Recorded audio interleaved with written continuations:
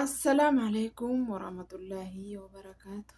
Ashamaa harka fuunee warreen amantaa biraas akkam jirtu fayyaa keessanii nagaa keessanii jajjabaattuu baganaaf jiraattanii bakkuma jirtan maratti rabbiin fayyaa nagaa isin godhu isiniin jecha warreen yuutuub chaanaalii kanaaf haarawaa taatan laayikii sheeris sabiskiraayibii gochuu hin dagatinaa isiniin jedha. Warreen mana kanaaf maamila taatanii maamila konaaf taatan laayikii sheerii sabiskiraayibii gochuu laayikii gochuu sheerii gochuu hin dagatinaa isiniin jedha. Akkuma beektanu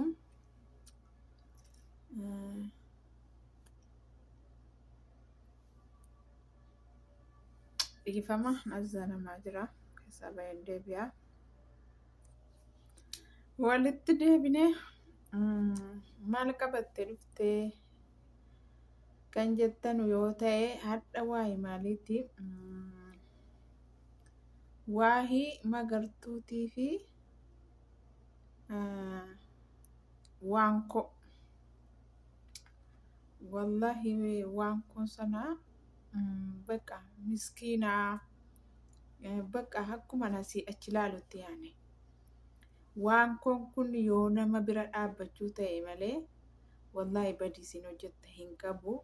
Garuu magartuu sana kan jaartii hajjii jechuudha bahee mul'ate malee shira guddaa kan qabu eenyunni magartuu sana irratti namni hin beekne malee shira guddaa kan qabu jechuudha. Jaartiin hajjii baaftee mul'iftee miidiyaa irratti waan bakka viidiyoodhaan waa hunda hojjetaa turte mitiire magartuun sun immoo jechuudha bofa afaa jalaati akkuma nasii achi ilaalette jechuudha. Maaliif jedhaa osoo waan kana keessaa quba hin qabne osoo waan kana shira kana keessaa quba waliin qabaanne jaartiin hajjiitiif isiin waan kana jechuudha waan kana jaartii hajjii bira hin dhaabbattu. Dabalataan immoo maanni ilmoo waankoo sana ollaa sana jechuudha ollaa sana birrii kenniteefi akka ilmoo waankoo sana fuudhanii isitti geessan gootee jirti jechuudha. Maaliif sababni kun ariini waan isin abdii sana bira dhaabbattee gargaartee fayyummaa isaatti deebiftee isiidhaaf obboleessa dhiigaa obboleessa tiruu osoo hin taane obbolummaa rabbiitiif bira dhaabbattee ilmi dhiiraa maaliif akkana dararamaa maaliif akkana wanti ta'e itti roorrisa jechuun waan kun ofitti waamtee obbira teessiftee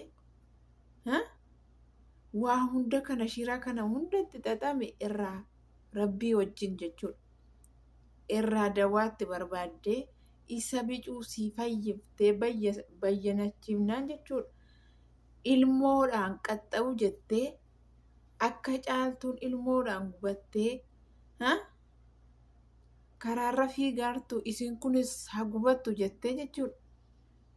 Ilmoo sii jalaa fuuchuu jettee shira lafa jalaan xaxaarte jechuudha. Viidiyoo waan koo dhaggeeffattaniittu wallahi baay'ee tokko qalbii cabsite.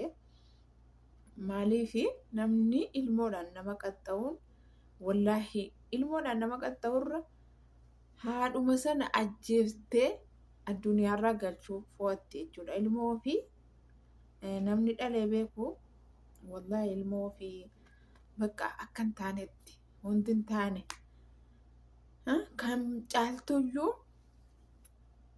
kan caaltuyyuu nu gubaara. Isa siin duudaan kun jedhu lammanitti akka hin taane taate akkamitti jirti hawwanaa hin nyaatti moo hin dhuuddi moo abbaa siin bira jirtu sun akkami namni siin bira keessee mana hidhaa jirtu sun akkami namaan galu jechuudha. Jarri kun nama rabbiin sodaatu osoo hin taane mujriima isiin magartuu jedhan immoo yoo jaartii hajjii sana caalte ta'e malee jaartii hajjiitii gadii miti jechuudha. Hojiinsi garuu irraa mul'atu. Argitanii? Kanaafi abdiinis jechuudha. Abdiin ennaa si bira ga'e in sodaata. Amma immoo intala tokko biratti fidee obboleetti kooti manaamini waan akkasii jedhee ofii sodaatee dhalaa walitti ergee mana kanaa bahii akkasii ofii baasuun sodaata. Otoo abdiin jechuudha akka Saayidoo irra deemee kaballaadhaan mataa raase qaata shaantaasii walitti guurratte baati. Wallaahi hin argine tokkicha Saayid kaballaadhaan gidaaratti buusu. Wallaahi achumaan dhiis bakka ajjeesi achitti maal godhe wallaahi Saayid jechuudha. Saayid waan koo kanarraa sababuu waan koo kanaa qaallitti sana mana hidhaatti yoo darbitanii hin adabin akkuma caaltuu jaartiin ajjisuun caaltuu boossifte shira xaxaarti waan ta'eef waan koo sana boosisuun siin oolu maaliif jala dalagaarti jechuudha. Akkasiin viidiyoo irratti dubbatte argitaniittu wallaahi waan koo sun immoo dhugaa dubbachuuf jechuudha. Hajjii isa mujriima duraanis jechuudha. Hajjiin isamma jaanjee osoo hin taane yeroodhuma caaltuudhaan wal lolanii ofitti waamtee mana sanatti nama qallabaa turte jechuudha. Waan koon jechuun wallaahi oromummaadhaaf dhiigummaadhaaf walitti waamtee nama bakka dubbii gaggaarii qofa haasofte jechuudha. Nama qalbi qabeettiin hadha immoo yeroo isin mucaa jalaa baasa. Jalaa baasuudhaaf shira kana hojjetattu silaatuu haqilii qabaateetu fayyaa ta'e abdiin sababa kooti miti jedhee akka Saayid lafarra harkisee mana sana keessaa baasuu qaba. Hin sobdii magartuun akkasiin jettuu naan jedhee jedhaarratti qoyame viidiyoosii hedduudhaan isinii galchaa dhaggeeffadha. Anamma ilmoo kiyyaan dhuftee jechuudha. Wanti ilmoo kana namaaf caalu takkittiin hin jiru. Dhugaa isinitti himuudhaa fi ilmoo kiyya bira guyyaa takka bahee bulee hin beeku yoo gaafa dahu sana taate mucaa kiyya hangafaa sana nama bira dhiisee waan dirqii taateef malee takkaan ilmoo kiyya irraa adda bahee anas buleen beela namtitti kanaan kan natti goobsee kanis na arrabsiisee kan waan meeqana gochisiisaa jiru dhugaa dubbatuudhaaf abdiidha jechuudha. Isin ijoolleen baay'een dhugaa galatooma. Yaani Saayiditti si gargaaruu danda'a. Saayiditti na dhaabbataan. Saayiditti moo qabda?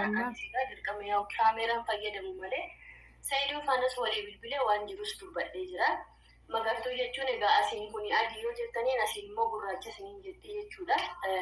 Haalli ishee takkitti namaaf hin qabamu jechuudha. Ijoolleen narraa fahamtan illee ni jirtu koomantii keessan akka dubbisetti. Ani jalqabumarraa isiniin jedhee ture. Obbo ijoolleen hedduun magartuu keengi jedhanii harka rukutan sana lakkini kijibdii. Jaartiin hajjii fi magartuun kun addumaan hin bahanii. Duratti hundi qabatanii yaa uummata keenya gad dhaabbadhaa ni kijibdi jedhee turanii. Wanni nani jedhe kunis hin oolle viidiyoo abdii faana martee gadhiitti argitanii jirtu baasuu qabdaa. Ani si cinaa jiraa jetti maal doolara olii gadi oofti. Bichaan hin beeku namtittiin gabaa uumatti summii baattee deemtee jechuudha. Eeyyuwa. Ijoolleen hedduun anuma beeka hin jedhiini magartuun jijjiiramtee jirti. Namni hin jijjiiramne hin jiru jettanii kunoo jijjiiramni ishee kanumadha. Ishiniif illee deebii ta'a jedhee yaada jechuudha. Dhaggeeffadha wallaahi. Ammas immoo waan kanan Saayid faana illee mari'adhe ittis illee himeera. Saayidoon egaa anarraa dhagahee viidiyoolee argee ishiillee ofitti waamee gaafate ani waan akkasii keessa iyyuu hin jiru jette ka harka ishiitiin maallaqa mucattiitti fuutee deemiiti ilmoo ishii durbaa sana jalaa naaf hati. Mucaa guddaa yoo ta'e inni himataa waa beeka jette mucaa xiqqishuu ka afaan hin beekne kan waan beekne mucaa koree qamata geessu sana jalaa sallabuuf deemaa turteeyyuu jechaadha. Garuu alhamdulillah Raahel an dabarsitees nan kennitu nan kenninee fi nama ani jechuun nama kana amanuun illee ni ulfaata gisee kana keessa garuu Raahel nama akkasii miti. Ani bishin kun wanti walitti nu buusu waanuma takka haa ta'u malee akkas. Egaa hordoftootaa fi kabajamtoota koo dhaggeeffattaniittu sagalee waan koo show wallaahi nama haqilii qabdu, nama akka malee immoo nama gargaartu, yaadnis yaada bilchaataadha. Wallahi magartuun kun jechuudha jaartii hajjiiti oli malee jaartii hajjiitii gadi miti. Maaliif jaartiin hajjii irraa beekamennaan wanti kun hariin namni kun hariin irratti beekamennaan viidiyoon argisiiftennaan irratti beekame mitiiree. Isiin kun immoo bofa afaa jalaa beektu mitiiree. Bofa afaa jalaati jechuudha. Jaleedhaan deemti. Maal jetti gaafa dura? Akkasiin itti nagalchite anuun beeku, anuu ofan ajaa'ibaara jetti. Tamaa hadhammoo maaltu maal taanaan dubartiin miidhamuu hin qabdu, dubartiin maal ta'uu hin qabdu. Sana dhiisaa waan walitti shira qabanuuf, waan wal keessaa harka qabanuuf isiidhaaf achitti dhukkubsataarti. Sababni isiin immoo ilmoo waan koo kana gochuudhaaf shira xaxxee Raahel Godinyaa sitti birrii kennitee dhaqii ilmoo isii xiqqaa fuudhii natti fidi jettuuf maali? Abdii yoo ta'e ilmaan Oromoo hundatu yaa waan koo bira dhaabbadhu akkas godhiif akkana godhiif jennaan ilmaan Oromoo hunda bira dhaabbate malee waan koo qofaa miti. Hadhammoo ilmoo isiitiin qaxxa'u jettee jechuudha. Shira xaxaarte jechuudha. Wanti kun sobdee keessaan marzii innuma akkanatti ilaaltanu afaan mi'eeffachuu nama of jaallachiisuu jettee waan kana keessaa baheera. Mana keetti galii qulfii siifan kenna. Inni silaa ofiinuu jaanjeera abdiin bakka jaanjessiteetti isiin. Innaa isii bira ga'e hin dubbatamaa.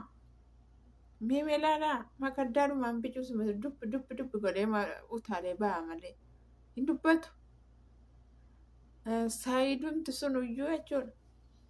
Utuu isaa danda'amee abdiidhuma sana bakka sheekaa geessuudha. Wallaa bakka sheekaa geessuudha. Isiinumti gitti miti gooteetti. Hajjii attamiti kan abdiin moo kan hajji caala. Namni irratti hin beeku jaanjee jira inni nu. Sila immoo utuu nagaa ta'e waan koo wajjin dararamte kana bira dhaabbatee akkuma ilmoo isiitii miti maqaa si haasa'uu sila afaan qaba dhaqee. Magartuu dhaqee afaan qaba sila. Kanaaf amma Saayidoo wallahi Saayidoo akkuma nu gammachiifte kanatti magartuu sana itti dabale jaartii hajjiitti geessi dabale. Utuu isin hin shakkin utuu isin hin beekin immoo dhayixee jaartii hajjii kana baasuu jirti. Gaafa jaartii hajjii kana immoo baafte isin hundatu iyyii akka ta'e ta'a. Maaliif namni shira shatu namni mana wayii fiigu akka hin taane nama gochuu hin danda'a. Wallaahi nama gochuu hin danda'a akka hin taane nama gochuu danda'a. Nama koffisuus hin danda'a, nama doodiyuus hin danda'a. Namni shiraan utuu humnaan ta'e eenyuun ofirraa wallaahi eenyuun ofirratti hin dhiisu, eenyuun ofirraa qolata. Jarri immoo siiriidha. Mana siiriitii waan hin baaneef wal barsiisanii jiru yookaan isiin hundi sunuu shira ajaa'ibaa isin irratti xaxxee akkasiin waan dubbanne isin gochuu dandeessi. Kanaaf hatattamaan jechuudha. Gixxiin qootanii mana hidhaa sanatti dabalu. Jaartii hajjii sana biratti yoo dabaltan adabamtee achi keessa gadi baate jechuudha. Kanaaf waan korraa akkasiin gadi buutu taasisaa. Abdiin silaa jaanjee Saayidoo ammas nu gammachiise. Akka isiniin jedhaa hamma viidiyoo biraatiin walitti deebinutti turtii gaarii isiniin jedhaa. Wallaahi magartuu sana miimii asuma achi ilaalaa. Shira guddaa shira ajaa'ibaa baadhattee deemti.